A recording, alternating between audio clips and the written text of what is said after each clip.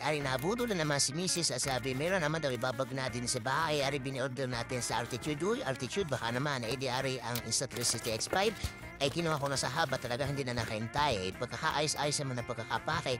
Salamat naman sa Altitude at talaga naman palagay ko ay maayos sa pagkakapake na rin. Pero pagkari, binuksan natin at may mga gas-gas may basag area. Sa uli ko, ay arit bayad na. Ay pagbukas mo, ayan ang laman. Standard bundle lang ang ating in-order. Muna at di pa kaya ang mga iba pang mga aksesorya. Pag binuksan ari, ay tada na makikita natin pagkakakinis-kinis ng karton na yan. Kaya nang bahala magbasa. Okay, thumbs up. Ay siya, buksi na makita ko na naman na hindi makita ko klaro bubuksan. Pagbungad, ayan, makikita mo ng camera.